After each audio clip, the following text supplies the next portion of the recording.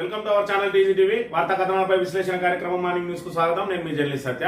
ముందుగా రాష్ట్రంలో జరుగుతున్న రాజకీయ పరిణామాలను కనుక పరిశీలించినట్టయితే ఎస్ఎల్బీసీ సొరంగానికి సంబంధించి నిన్నటి రోజు 7 రోజులు పూర్తయింది. ఏదైతే క్షతగాత్రులు అందులో ఇరుక్కున్నారో దానికి సంబంధించి ఇంకా సహాయక చర్యలు ముందుకు సాగుతూనే ఉన్నాయి. మరి ఏదైతే మొన్నటి రోజున బీఆర్ఎస్ బృందం హరీష్ రావు ఆధ్వర్యంలో ఎస్ఎల్బీసీ టన్నల్ వద్దకు వెళ్ళిందో దాంతో పనుల్లో మరి ఇక్కడ అప్పుడే నిజమైన పనులు ప్రారంభమైనాయని చెప్పి ఏదైతే బీఆర్ఎస్ ఆరోపణలు చేసిందో దానికి నిజమనే మరి ఇక్కడ తెలుస్తుంది. మంత్రి వ్యాఖ్యలను బట్టి నిన్నటి రోజున మంత్రి గారే స్వయంగా అంగీకరించారు. ఏదైతే మరి 3 రోజుల పాటు సహాయక చర్యలు మొదలు పెట్టలేకపోయినాం, మరి 3 రోజుల తర్వాతనే సహాయక చర్యలు మొదలు పెట్టినామని చెప్తా ఉన్నారు. మరోవైపు బీఆర్ఎస్ వస్తుందని తెలియగానే 5వ రోజు పనులు ప్రారంభమైన 6వ రోజు హరీష్ రావు గారు బృందం అక్కడ చేరిన తర్వాత మరి టీబీఎం కట్టింగ్ ఏదైతే మిషన్ ఉన్నదో దాని కట్టింగ్ పనులు, ప్లాస్మా కట్టింగ్ పనులు ప్రారంభమైనాయి. మరి పనులు కూడా త్వరితగతమైనాయి. నిన్న రోజున జీపీఆర్ ద్వారా మరి ఇక్కడ ఏదైతే వాళ్ళ క్షతగాత్రులు ఎవరైతే ఉన్నారో వాళ్ళను గుర్తించిన 3 మీటర్ల లోతున ఉన్నారు అని చెప్పి మరి ఇక్కడ చెప్పడం జరిగింది. అంటే ప్రభుత్వం ముద్దు నిద్రపోతా ఉన్నది. ఒకవైపు ముఖ్యమంత్రి దీని మీద కనీస మరి ఇక్కడ శ్రద్ధ లేకుండా ఆయన ఇటు ఢిల్లీకి చక్కర్లు కొడుతూ ఇటు ఎమ్మెల్సీ మరి ఇక్కడ ప్రచారంలో తిరుగుతూ ఎస్ఎల్బీసీ క్షతగాత్రుల విషయంలో కనీసం మరి పట్టింపు లేకుండా తిరిగిండు. మరోవైపు మంత్రులు హెలికాప్టర్ ఆట ఆడుతా ఉన్నారు. మరి ఇక్కడ ఉదయం బేగంపేటలో హెలికాప్టర్ ఎక్కడం, మరి ఇక్కడ సాయంత్రం మళ్ళీ హెలికాప్టర్ ఇక్కడ ల్యాండ్ అవడం, ఎవరి మంత్రులు అందుబాటులో ఉంటే వాళ్ళు ముందుగా వెళ్ళడం, వీలైతే ఒకరిద్దరు పత్రికా ప్రతినిధులను వెంట తీసుకెళ్లడం, అక్కడ చేపల పులుసుతోటి విందు చేసుకోవడం తప్ప వాళ్ళు ఇక్కడ సహాయక చర్యల్లో పనులు వేగవంతం చేయాలి, ఏ విధంగా నిర్ణయాధికారం మరి ఇక్కడ రెస్క్యూ బృందాలకి ఆయన కనీస ఆలోచన లేకుండా మరి ఇక్కడ ఇప్పటికే ఏదైతే ఎస్ఎల్బీసీ సొరంగాన్ని ప్రారంభించిందో దానికి కనీస రక్షణ చర్యలు చేపట్టకుండా, నిపుణుల సలహాలు తీసుకోకుండా ఆగమేఘాల మీద పనులు ప్రారంభించి ఈ రోజు 8 మంది సజీవ సమాధి కావడానికి మరి ఇక్కడ ప్రభుత్వ నిర్లక్ష్యమే కారణం. ఆ తర్వాత సహాయక చర్యలైనా మరి ఇక్కడ ఏదైతే వేగవంతంగా చేసిందా, సహాయక చర్యలైనా సరైన రీతిలో చేసిందా అని అంటే బీఆర్ఎస్ బృందం వెళ్లే వరకు కూడా అక్కడ సహాయక చర్యల్లో కదలిక లేదు. బీఆర్ఎస్ బృందం వెళ్ళిన తర్వాత ఇప్పుడు సహాయక చర్యలు టీబీఎం మిషన్ ను తొలగించి, ఆ టీబీఎం మిషన్ ను తొలగిస్తే తప్ప దాన్ని కటింగ్ చేసి బయటికి తీసుకొస్తే తప్ప సొరంగంలోనికి వెళ్ళలేని పరిస్థితి ఉన్నప్పటికీ కూడా మరి దాని మీద ఏం నిర్ణయం తీసుకోలేకపోయిండు. బీఆర్ఎస్ వస్తుందనగానే హడావిడిగా మరి అక్కడ కాంట్రాక్టర్ నొప్పించి టీబీఎం మిషన్ ని కటింగ్ చేసి ఈ రోజు బయటికి తీసుకొచ్చి జీపీఆర్ ద్వారా 3 మీటర్ల లోతున వాళ్ళ శవాలు ఉన్నాయని చెప్పి ప్రాథమిక అంచనాకు వచ్చింది. మరోవైపు ఇక్కడ అక్కడ ఎస్పీ గాని మరి రెస్క్యూ చేస్తున్న సిబ్బంది గాని ఒక రకమైన మరి ప్రకటనలు చేస్తూ ఉంటే అక్కడ ఉన్న కలెక్టరు మరొక రకమైన ప్రకటన చేస్తూ ఉన్నాడు. అసలు అక్కడ మరి ఎలాంటి శవాలను మేము కనుగొనలేదు అని చెప్పి చెప్తున్న పరిస్థితి. మరి ఇక్కడ చూసుకున్నట్టయితే మరోవైపు జూపల్లి కృష్ణారావు నిన్నటి రోజునే కుండబద్దలు కొట్టిండు. ఆల్రెడీ అందులో వాళ్ళు బతుకుండే అవకాశమే లేదు అని చెప్పిన పరిస్థితి కూడా మనం ఇక్కడ ప్రధానంగా మరి ఇక్కడ గమనించాలి.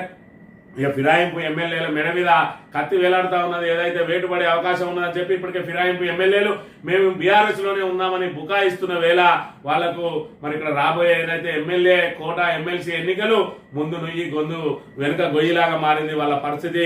ఇటు ముందుకెళ్లి మరి ఇక్కడ కాంగ్రెస్ కోటేస్తేమా తమ పదవులు ఊస్టైపోతాయి, వెనక్కి బీఆర్ఎస్ కు ఓటేస్తేమా మరి ఇక్కడ కాంగ్రెస్ పూర్తి స్థాయిలో పలచన పడిపోతుంది, కాంగ్రెస్ ప్రతిష్ట దెబ్బతింటది.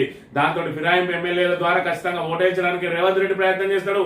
ఓటేస్తే ఇప్పటికే మరి తమకు వేటు తప్పదని భావిస్తున్నారు. మరోవైపు మార్చి 4న వాళ్ళ భవితవ్యం తేలనున్నదా, మరో వాయిదా పడనున్నదా, ఎమ్మెల్సీ ఎన్నికల తర్వాత కనుక మరి ఇక్కడ సుప్రీంకోర్టులో తీర్పు ఉన్నట్టయితే మరి వాళ్ళ పరిస్థితి దోలాయమానంలో పడ్డట్టే. ఇప్పటికే బండ్ల కృష్ణమోహన్ రెడ్డి లాంటి మరి ఇక్కడ గద్వాల్ ఎమ్మెల్యే మరి ఆయన నేను నా పర్మిషన్ లేకుండా కాంగ్రెస్ వాళ్ళు ఫ్లెక్సీలో పెట్టుకుంటా ఉన్నారు నా ఫోటోలు అని చెప్పి పోలీసులకు కూడా ఫిర్యాదు చేసింది. ఇదంతా మరి నాటకం పూటకం ఏదైతే కోర్టుకు మరి నేను బీఆర్ఎస్ ఎమ్మెల్యేనే అని చెప్పుకోవడానికి ఎఫ్ఐఆర్ ను వాడుకోవడానికి ప్రయత్నం చేస్తా ఉన్న నేపథ్యంలో ఎమ్మెల్సీ ఎన్నికలు వాళ్ళకు గుదిబండగా మారినాయి, ముందు వెనుక గొయ్యిగా మారింది. మరి పరిస్థితులలో వాళ్ళు ఏ నిర్ణయం తీసుకుంటారో ఎటు నిర్ణయం తీసుకోలేని పరిస్థితిలో ఉన్నారు. వాళ్ళు గైర్హాజరైనా కూడా కాంగ్రెస్ కు నష్టమే జరుగుతుందనే విషయాన్ని కూడా మనం ఇక్కడ ప్రధానంగా గమనించవచ్చు. మంత్రికి సంబంధించి మరి నిన్నటి రోజున కుంభమేళాకు వెళ్లి తిరిగి వస్తున్న సమయంలో మరి ఇక్కడ మంత్రికి సంబంధించి 9 మంది అక్కడ రోడ్డు ప్రమాదంలో చిక్కుకున్నారు. అక్కడ రోడ్డు ప్రమాదంలో చిక్కుకొని వాళ్ళకి అక్కడ మరి ఇక్కడ సరైన ఏదైతే వైద్యం అందించడానికి కానీ సహాయం అందించడానికి కానీ మరి అక్కడ తెలిసిన వాళ్ళు ఎవరు లేకపోవడంతో నానా ఇబ్బందులు పడ్డారు. వాళ్ళకి సంబంధించిన సమాచారం కూడా ఇక్కడ మంతనికి సంబంధించిన వాళ్ళకు, అదేవిధంగా మంతని వాళ్ళతో వెళ్ళిన వాళ్ళలో రామగిరి మండలానికి సంబంధించిన ఒక వ్యక్తి కూడా మరొక యువకుడు ఉన్నాడు ఏదైతే నేరెళ్ళ విజయ్. మరి అక్కడ మంతని నుంచి చూసుకున్నట్టయితే సాగర్ అని సివిఆర్ రిపోర్టరు ఆ సాగర్ కు సంబంధించిన కుటుంబ కుటుంబ సభ్యులు, వాళ్ళ అక్క, వాళ్ళ బావ, వాళ్ళ ఇతర బంధువులు అందరూ కలిసి మొత్తం 9 మంది, వాళ్ళ బావ, వాళ్ళ అక్క, వాళ్ళ కొడుకుతో సహా మరి 9 మంది అక్కడికి వెళ్ళిండ్రు.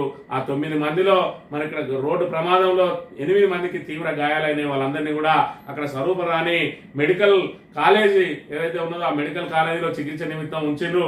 వాళ్ళందరూ కూడా నిన్నటి రోజున మరి ఇక్కడ వీళ్ళందరూ ఆ సమాచారం తెలియక నానా తంటాలు పడతా ఉంటే మరి ఇక్కడ పుట్టా మదన్న గారు నిన్నటి రోజున అక్కడ ప్రయాగ్ రాజుకు తనకు సంబంధించిన మరి తనకు తెలిసిన వ్యక్తి ఆయనను అక్కడికి పంపించి మరి అక్కడ త్వరితగతిన వైద్యం అందించే విధంగా, అదే విధంగా వాళ్ళకు అన్ని రకాల సహాయాలు అందించే విధంగా ఆయనను పురమాయించి వాళ్ళ క్షేమ సమాచారాలు తెలుసుకొని బంధువులకు తెలియజేయడంతో వాళ్ళంతా కూడా కొంతవరకు ఊపిరి పీల్చుకున్న పరిస్థితి, ఎవరికి కూడా ప్రాణాపాయం లేదని చెప్పి పుట్టమదన్న మాటల ద్వారా తెలిసింది. అందులో మరి ఇక్కడ ఏదైతే ప్రమాదంలో చిక్కుకున్న వాళ్ళ ఫోటో కనుక చూసినట్టయితే దాదాపుగా 9 మందిలో 8 మంది కూడా తీవ్ర గాయాలైన పరిస్థితి. నిన్న రోజున పుట్టమదన్న గారు మరి అక్కడ తను పంపిన మనిషి ద్వారా అక్కడ వైద్యం ఏ విధంగా జరుగుతుంది, ఎవరికి ఆపరేషన్ అవుతుంది అని చెప్పి మరి క్షేమ సమాచారాన్ని తెలుసుకుని వాళ్ళ బంధువులకు తెలియజేస్తున్న విషయాన్ని కూడా మనం ఇక్కడ ప్రధానంగా ప్రత్యక్షంగా చూడవచ్చు.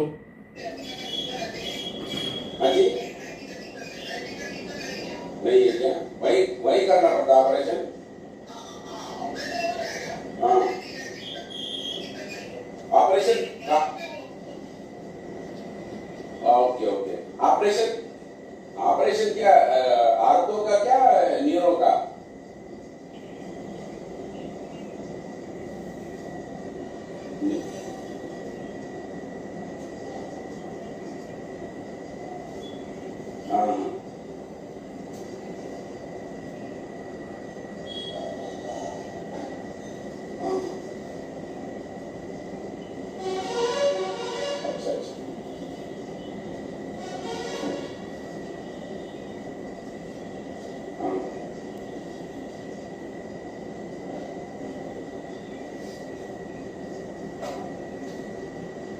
तो सागर का तो ब्रेन का ऑपरेशन करना पड़ता, कल तक माल होगा। ठीक है, आप तो कल जाएगा ना भाई? धन्यवाद धन्यवाद, थैंक यू। తను ప్రత్యేకంగా మనిషిని పంపించి వాళ్ళ యోగక్షేమాలు తెలుసుకోవడం కాకుండా అందులో ఎవరికి ఏ రకమైన ఇబ్బందులు ఉన్నాయి వాళ్ళకి తక్షణంగా ఆ డాక్టర్ సూపరింటెండెంట్ తోటి మాట్లాడి వాళ్ళకు వైద్యం అందించే విధంగా చేయడంతో వాళ్ళ యోగక్షేమాలకు సంబంధించి మరి ఏదైతే 9 మందిలో ఒక సాగర్ అనే వ్యక్తికి మాత్రమే తలకు గాయాలని అని చెప్పి మరి దానికి సంబంధించి ఆపరేషన్ చేయాలని, రేపు సిటీ స్కాన్ తీసిన తర్వాత ఏం చేయాలన్నది మరి ఇక్కడ డాక్టర్లు నిర్ణయిస్తారని చెప్పి మరి మదన్న గారు పంపిన వ్యక్తి మరి ఇక్కడ సమాచారం ఇవ్వడంతో ఆయన కూడా మరి ఏదైతే ప్రమాదానికి గురైన ఆ బాధితుల కుటుంబాలకు తెలియజేయడంతో వాళ్ళందరూ కూడా ఊపిరి పీల్చుకున్న పరిస్థితిని మనం ఇక్కడ ప్రధానంగా గమనించాలి. ఒక నాయకుడు ప్రజలకు అందుబాటులో ఉంటే ఏ రకంగా ఉపయోగపడుతుంది, పదవిలో ఉన్నా పదవిలో లేకున్నా నాయకుడు అందుబాటులో ఉంటే ఏ విధంగా జరుగుతుంది ప్రజలకు న్యాయం అనడానికి ఈ సంఘటనే సజీవ సాక్ష్యం. ఇప్పుడు మదన్న అధికారంలో లేడు, పార్టీ అధికారంలో లేదు, అయినప్పటికీ కూడా మరి ఇక్కడ బాధితులు మదన్న దగ్గరికి వచ్చి తమ కుటుంబ సభ్యులు ఈ రకంగా ఇబ్బందుల్లో ఉన్నారని చెప్పి తెలియడంతో వెంటనే ఆయనకున్న సంబంధాలతోటి అక్కడ ఏదైతే ఇప్పుడు ప్రజెంట్ మంత్రిగా ఉన్నాడో ఆ మంత్రి పిఏ మరి ఇక్కడ మదన్నకు తెలిసిన వ్యక్తి కావడంతో మరి ఆయన ద్వారా ఆయనను స్వయంగా అక్కడికి పంపించి మరి అక్కడ ఉన్న సూపరింటెండెంట్ తోటి మాట్లాడించి మరి అదే విధంగా వాళ్ళకి సరైన వైద్యం అందే విధంగా చర్యలు తీసుకోవడంతో పాటు మరి ఇక్కడ వాళ్ళకు ఏ అవసరాలు ఉన్నాయని చెప్పి అదే విధంగా రేపు మరి ఇక్కడ ఏదైతే ఆపరేషన్ చేయడం మీద నిర్ణయం తీసుకుంటుంటే మీరు ఖచ్చితంగా రేపు కూడా వెళ్ళాలి బ్రదర్ అని చెప్పి ఆయనకు చెప్పి మరి కుటుంబ సభ్యులను ఓదార్చిన మరి పరిస్థితి ఇక్కడ నెలకొన్నది. అంటే మరి ఒక నాయకుడు అందుబాటులో ఉంటే ప్రజలకు ఏ విధంగా ఉపయోగపడుతుంది, అది మరి ఇక్కడ ప్రత్యక్షంగా అయినా మరి లేదంటే వాళ్ళకు ఏ రకమైన ఇబ్బందులు జరిగినా కూడా లేదంటే నేను అండగా ఉన్నా చెప్పి వాళ్ళకు భరోసా కల్పించడానికైనా కూడా మరి అందుబాటులో ఉన్న నాయకుడిని మనం చేజేతులా కోల్పోవద్దు అని చెప్పి ఈ సంఘటన రుజువు చేస్తా ఉన్నది. గత 10 సంవత్సరాలు మరి మొదటి ఏదైతే తెలంగాణ ఏర్పడిన తర్వాత ఎమ్మెల్యేగా అనేక సంక్షేమ కార్యక్రమాలు చేపట్టినా కూడా ఏదైతే ఆయన మీద జరిగిన కుట్రలు కుతంత్రాలతోటి ప్రజలు ఏ విధంగా అయితే ఈ రోజు బీఆర్ఎస్ ను చేజేతులా మరి ఇక్కడ కాంగ్రెస్ చేసిన ఆరోపణ ఆరోపణలతోటి చేజేతులా వదిలేసుకుని ఈ రోజు నరకం అనుభవిస్తా ఉన్నారో, మోసపోయినరో, అదే రీతిలో మరి పుట్టమదన మీద వచ్చిన ఆరోపణలు కూడా ప్రజలు నమ్మి మరి మోసపోయినరు. ఆ తర్వాత జిల్లా పరిషత్ చైర్మన్ గా ఎన్నికైన తర్వాత కూడా మళ్ళీ మరి అదే ఆరోపణలు కొనసాగిస్తా ఉంటే ప్రజలు మరి ఇక్కడ మదన్నను ఓడగొట్టినా కూడా ఇంకా మన ప్రజల మధ్యనే ఉంటూ మళ్ళీ జిల్లా పరిషత్ చైర్మన్ అవడంతో మరి అదే రకంగా అంటే ఓడిపోయినా అనే విధంగా కాకుండా ప్రజలకు నిత్యం అందుబాటులో ఉంటూ వాళ్ళకు చేయాల్సిన పనులన్నీ చేస్తున్న నేపథ్యంలో వాళ్ళు మళ్ళీ కుట్రవన్నీ అదే ఆరోపణలను ఏదైతే మరి ఎస్సీల మరణాలు ఏవైతే ఉంటాయో అవన్నీ కూడా పుట్టమది చేయించింది అన్న చందంగా ఆరోపణలు చేసి మరి ఇక్కడ పూర్తిగా ప్రజలను మభ్యపెట్టి దాంతో పాటు డబ్బు సంచులతోటి ఈ రోజు పుట్టమదనను ఇక్కడ మంత్రిలో ప్రజలకు దూరం చేస్తే మరి ఇక్కడ దూరం చేసినా కూడా ఓడిపోయిన వ్యక్తే ఈ రోజు ప్రజలకు అందుబాటులో ఉంటూ ఓడిపోయిన వ్యక్తే ఈ రోజు ప్రజల కష్ట సుఖాల్లో ఎంబడి ఉంటాడని చెప్పి మరోసారి ఇక్కడ ఈ ఘటన ద్వారా నిర్ధారణ అయింది. ప్రజలు ఒక విషయం ఆలోచన చేసుకోవాలి, నిత్యం ప్రజలకు అందుబాటులో ఉండడం అది చేతగానితనం కాదు, అది మంచితనం అని చెప్పి అర్థం చేసుకోవాలి. పుట్టమదన కూడా మరి ఇక్కడ హైదరాబాద్ లో రాజధానిలో మకాం వేయచ్చు, కాదు నా ప్రజల కోసం నేను నిత్యం అందుబాటులో ఉంటా, పదవులు ఉన్నా లేకున్నా అందుబాటులోనే ఉంటా అని చెప్పి ఏ విధంగా మంతలిలోనే నివాసం ఉంటా ఉన్నాడు. ఆయన మొదటి రోజే చెప్పిండు, ఎమ్మెల్యే ఆయన మొదటి రోజే నేను మంతలిలోనే పుట్టినా, మంతలిలో పెరిగినా, నేను చచ్చిపోయినా కూడా ఈ మంతలిలోనే నా దహన సంస్కారాలు జరుగుతాయి తప్ప నేను ఎక్కడనో మరి ఇక్కడ నాకు పదవులు పెరిగినా కొద్దీ నేను ఇక్కడ ప్రాంతాన్ని మర్చిపోయి ఎక్కడనో రాజధానిలో మకాం పెట్టా అని చెప్పి ఏ విధంగా అయితే చెప్పిండో, ఓడినా గెలిచినా ప్రజల మధ్యనే ఉంటాను ఏదైతే మాట ఇచ్చిండో ఆ మాట మరి ఇక్కడ ఖచ్చితంగా నిలబెట్టుకున్న వ్యక్తి పుట్టమదన్న. మరోసారి మంత్రి ప్రజలు గమనించాలి, పుట్టమదన్న మనస్తత్వాన్ని అర్థం చేసుకోవాలి. ఎవరు ఆరోపణలు చేసే మరి ఇక్కడ ఏదైతే బీసీల ఐక్యతను దెబ్బతీయడానికి కులాల మధ్య చిచ్చులు పెట్టి మరి ఇక్కడ మన నాయకుడు ఎదిగితే ఆయన ఆర్థికంగా ఇన్ని డబ్బులు ఎక్కడ వచ్చినాయా, ఎందుకు వచ్చినాయని చెప్పి మనం పచ్చగా బతుకుతే కళ్ళల్లో నిప్పులు పోసుకునే వాళ్ళు ఏ విధంగా ఆరోపణలు చేస్తా ఉన్నారో, బీసీలను బీసీలతోటి ఏ విధంగా తిట్టిస్తున్నారో అర్థం చేసుకుని భవిష్యత్తులోనైనా కూడా మనకు అందుబాటులో ఉండే నాయకునికి అండగా నిలవాల్సిన బాధ్యత మన అందరి మీద ఉన్నదని గుర్తుంచుకోవాలని మరి ఇక్కడ ఈ సందర్భంగా విజ్ఞప్తి చేస్తా ఉన్నాం. ఇక వార్తా కథనాలను కనుక పరిశీలించండి అయితే ముందుగా నమస్తే తెలంగాణలో మట్టి దిబ్బల కింద కూలిన బతుకులు, ఎస్ఎల్బీసీ సొరంగంలో మరణ మృదంగం, 7 రోజుల ప్రయత్నాల విషాదాంతం. శుక్రవారం రాత్రంతా కొనసాగిన ఉత్కంఠ, జీపీఆర్ టెక్నాలజీతో ఆనవాళ్ల గుర్తింపు, 8 మంది కార్మికుల మృతదేహాల వెలికితీత, ఘటనా ప్రదేశంలో ఉద్విగ్న వాతావరణం, అధికారికంగా ధృవీకరించని ప్రభుత్వం. ఇక్కడ సజీవ ఆశలు ఆవిరి అని చెప్పి 7 రోజుల పాటు మరి ఇక్కడ సహాయక చర్యలు కొనసాగినాయి అంటున్నారు. కానీ 7 రోజుల పాటు కాదు, బీఆర్ఎస్ ఏదైతే బృందం అక్కడికి వెళ్ళిందో అప్పుడే వెళ్తుందని చెప్పి ప్రకటన చేసిన రోజు నుంచి ప్రారంభమైనాయి అసలు సిసలైన పనులు. అసలు టీబీఎం మిషన్ కనుక కటింగ్ చేయకపోతే ఏదైతే సురంగాన్ని తవ్వడానికి వెళ్తున్న టీబీఎం మిషన్, బోర్వెల్ మిషన్ ఏదైతే ఉన్నదో ఆ మిషన్ పూర్తిగా సహాయక చర్యలకు అడ్డంకిగా మారింది. దాని మీద మరి మట్టి పడిపోయి అది ఏదైతే ఇరుక్కొని ఉన్నదో లోపలికి వెళ్లకుండా ఆటంకం కలిగించింది. దాన్ని కట్ చేసి బయటికి తీస్తే తప్ప మరి ఇక్కడ ముందుకు సాగలేమని చెప్తే దాని కాంట్రాక్టర్ ససేమిరా టీబీఎం మిషన్ మరి కటింగ్ చేయడానికి ఒప్పుకోలేదు. మరి 3-4 రోజుల పాటు జాప్యం జరిగింది. ఏదైతే బీఆర్ఎస్ ఆచి తూచి మరి అప్పటి వరకు కూడా ప్రభుత్వానికి అవకాశం ఇచ్చి దీన్ని రాజకీయం చేయొద్దు, మరి వాళ్ళకు సహాయక చర్యలకు ఆటంకం కలిగించొద్దని చెప్పి వెయిట్ చేస్తా ఉంటే మరి సహాయక చర్యల్లో పురోగతి లేకపోవడంతో తప్పనిసరి పరిస్థితుల్లో బీఆర్ఎస్ బృందం అక్కడికి వెళ్తుందని రేపు వెళ్తామని ప్రకటన చేయడంతో మరి అక్కడ వాళ్ళు ఏదైతే కాంట్రాక్టర్ మీద ఒత్తిడి తెచ్చి టీబీఎం మిషన్ కటింగ్ చేయడానికి ఆయనతోటి ఒప్పించి మరి అప్పుడు ప్లాస్మా కట్టర్లు గిటార్లు అవన్నీ తీసుకొచ్చి మరి నిన్నటి రోజున జీపీఆర్ అనే సిస్టాన్ని నిన్నటి రోజున వినియోగించిండు. ఈ రకంగా బీఆర్ఎస్ బృందం ఒత్తిడి తెస్తే తప్ప రాష్ట్రంలో ఏ పనులు జరగడం లేదు. మరి రైతు ఏదైతే రుణమాఫీ విషయంలో చూసినాం, హరీష్ రావు ఒత్తిడి తెస్తే తప్ప మరి ఆఖరికి ఆగస్టు 15 చేస్తా, రాజీనామా చేస్తా అని రేవంత్ రెడ్డి ప్రగల్భాలు వాళ్ళకి ఏదైతే రుణమాఫీ ఇప్పటివరకు చేయలేదు, ఆయన రాజీనామా చేయలేదు. హరీష్ రావు మీద మాత్రం అవాకులు చెవాకులు వెళ్ళిండు. హరీష్ రావు ఒత్తిడి మూలంగా మాత్రమే రుణమాఫీ వచ్చింది. ఆ తర్వాత రైతు భరోసా పేరుతోటి ఒక సీజన్ ఎగ్గొట్టిండు. దాని మీద తీవ్ర పోరాటం చేసి రైతు ధర్నాలు, రైతులతోటి నిరసన కార్యక్రమాలు చేపట్టడంతో తప్పనిసరి పరిస్థితులలో ఈ రోజు రైతు భరోసా ఇస్తా ఉన్నారు. అది కూడా ఎకరము, 2 ఎకరాలు, 3 ఎకరాలు అని చెప్పి జాప్యం చేస్తూనే వస్తా ఉన్నది. పెట్టుబడి సాయం మాత్రం ఇక్కడ పెట్టుబడి సమయంలో అందడం లేదు. మరి ఏదైతే కేసీఆర్ హయాంలో నాట్లప్పుడు పెట్టుబడి అందుతే ఈ రోజు ఓట్లప్పుడు పెట్టుబడి అందుతున్న దృశ్యాన్ని అయితే ప్రజలందరూ కూడా చూస్తా ఉన్నారు. ఈరోజు ఏదైతే బోనస్ కు సంబంధించి మరి బోనస్ ఇస్తాను అని చెప్పి బోనస్ ఎగవేసే ప్రయత్నం చేస్తే మరి ఇక్కడ ఏదైతే టీఆర్ఎస్ పెద్ద ఎత్తున మరి ఇక్కడ నిరసన కార్యక్రమాలు చేపట్టడంతో మరి కొంతమందికి అయితే ఆ బోనస్ లభించింది.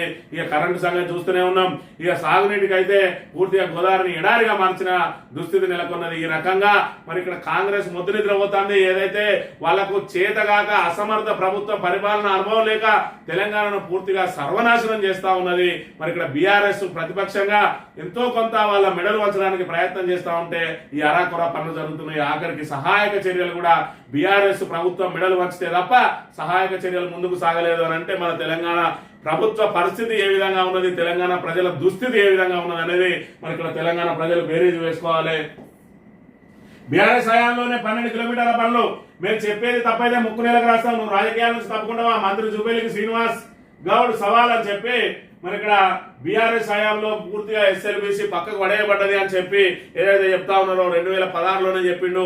దానికి సంబంధించి అదొక దరిద్రమైన మరి ఇక్కడ డిజైన్, ఆ రకమైన డిజైన్ చేపట్టనే కూడదు. ఆ పనులు ముందుకు సాగవు, వెనుకకు పోవు. ఎందుకంటే సొరంగ మార్గం తవ్వే ఈ సొరంగంలోకి ఏదైతే టీబీఎం మిషన్ పంపిస్తారో 2 వైపులా సొరంగాలు తవ్వుతారు. మరి ఇక్కడ ఎండింగ్ నుంచి స్టార్టింగ్ ఒక వైపు నుంచి డ్రిల్లింగ్ చేసుకుంటూ పోతుంది, ఎండింగ్ నుంచి కూడా డ్రిల్లింగ్ చేసుకుంటూ వస్తుంది. మరి 2 మధ్యలో కలిసిన కాడ మరి ఈ 2 మిషన్లు మరి ఎటు పోతాయంటే ఇది అటు నుంచి వచ్చేది రైట్ కు, ఇటు నుంచి వచ్చేది ఇటు రైట్ కు, ఒకటి లెఫ్ట్ కు ఒకటి రైట్ కు 2 మిషన్లను కూడా అందులో జరగొట్టి అందులోనే మిషన్ వదిలేస్తారు. ఇగో ఇది ఈ డిజైన్. ఈ మిషన్ ఏదైతే ముందుకు పోయిందో దాన్ని వెనక్కి తీసుకురావడం సాధ్యం కాదు.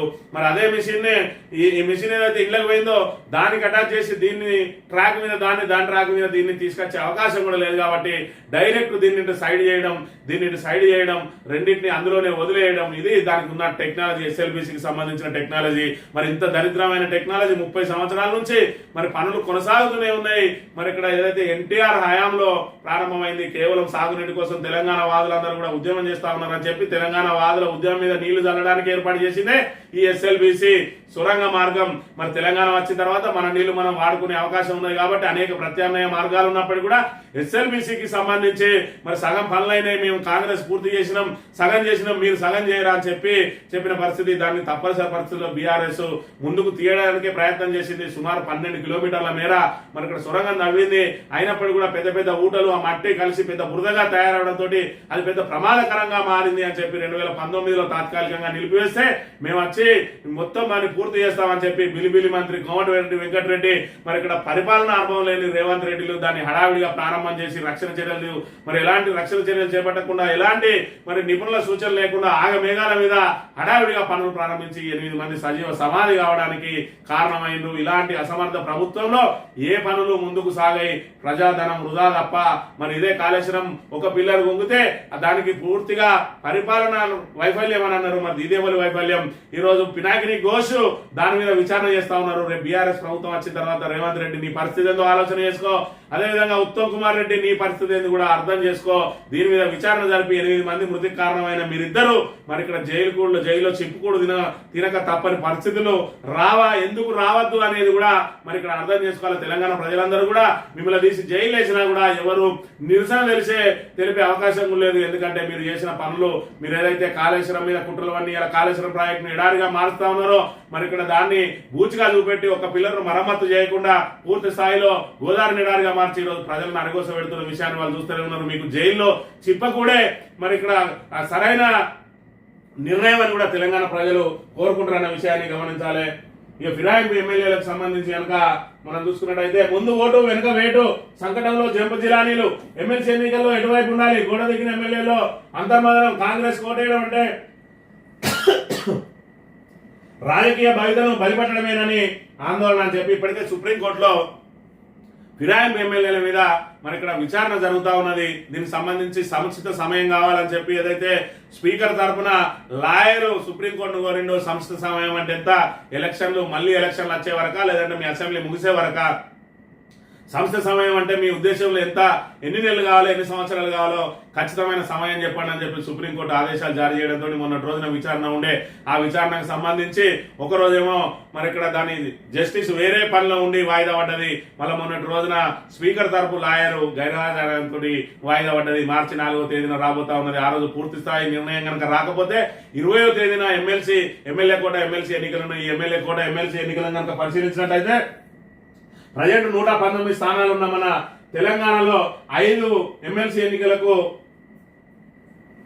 5 సభ్యులకు ఇక్కడ ఎన్నికలు జరగబోతా ఉన్నాయి. ఈ 5 సభ్యులకు చూసుకున్నట్టయితే మరి కాంగ్రెస్ కు 64+1 65 స్థానాలు ఉన్నాయి. అదేవిధంగా బీఆర్ఎస్ కు 38 ఫిరాయింపు ఎమ్మెల్యేలు కూడా కలుపుకున్నట్టయితే బీజేపీకి 8, ఎంఐఎంకి 8, సిపిఐకి ఒక్కటి, అంటే సిపిఐ కాంగ్రెస్ చూసుకున్నట్టయితే 66 స్థానాలు ఉన్నాయి.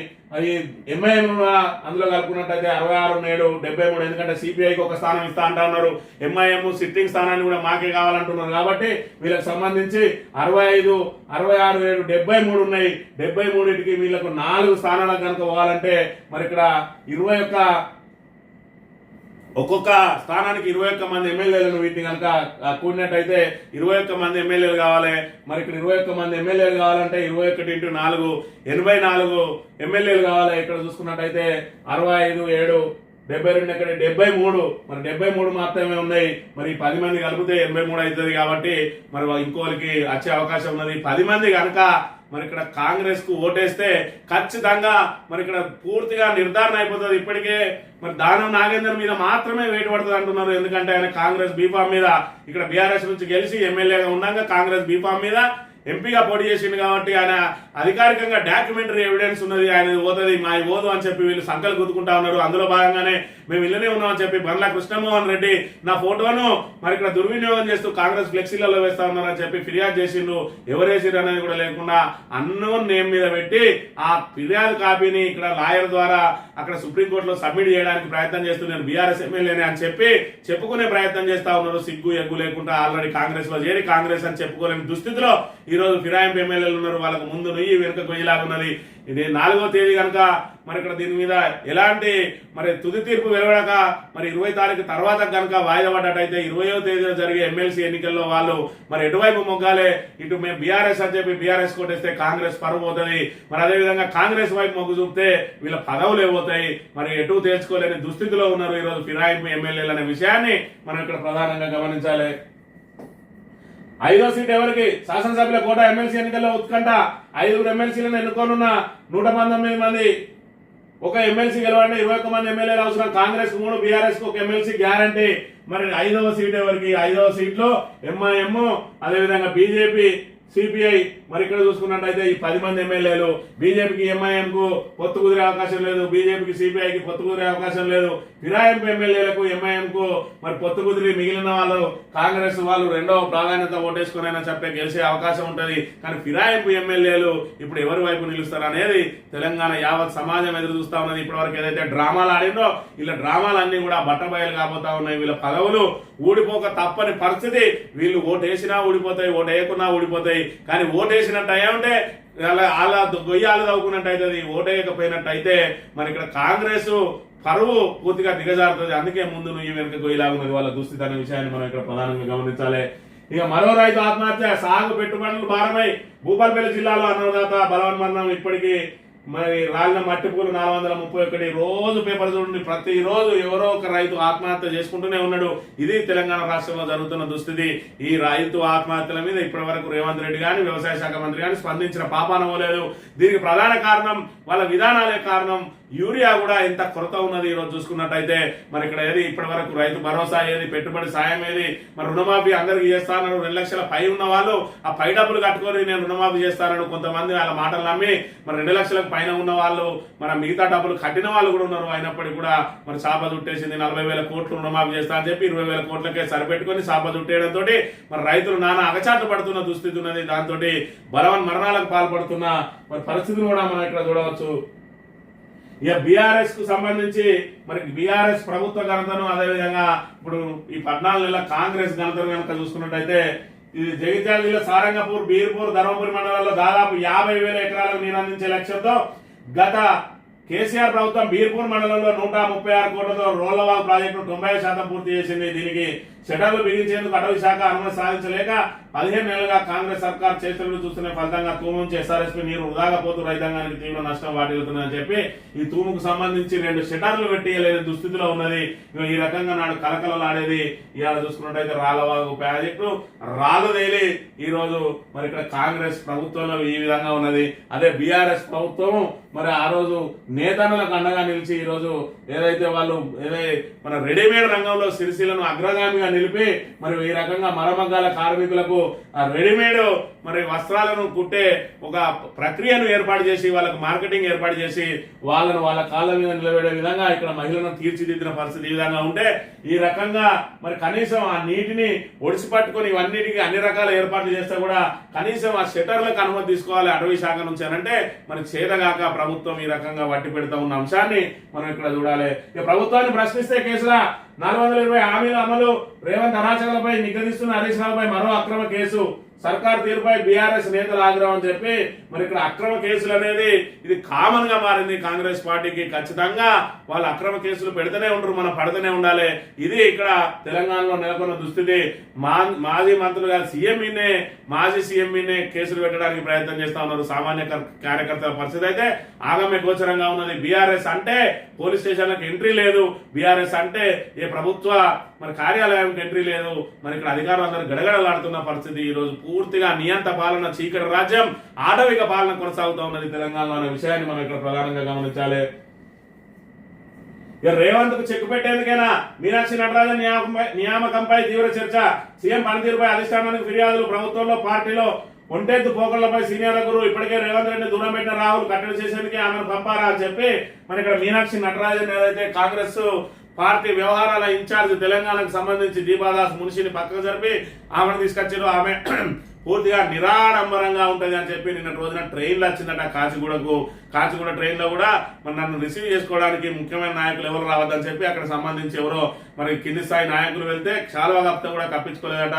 ఆ తర్వాత ఆమె నిరాడంబరంగా ఉంటది, మన వైపు మరి ఇక్కడ ఖచ్చితంగా నిక్కచ్చిగా ఉంటది, రాహుల్ గాంధీకు అత్యంత విధేయురాలుగా ఉంటది అని చెప్పి మరి ఆమెను తీసుకురావడానికి కారణం ఏంటంటే దీపాదాస్ మునిషి అవినీతిలో కూరుకుపోయింది.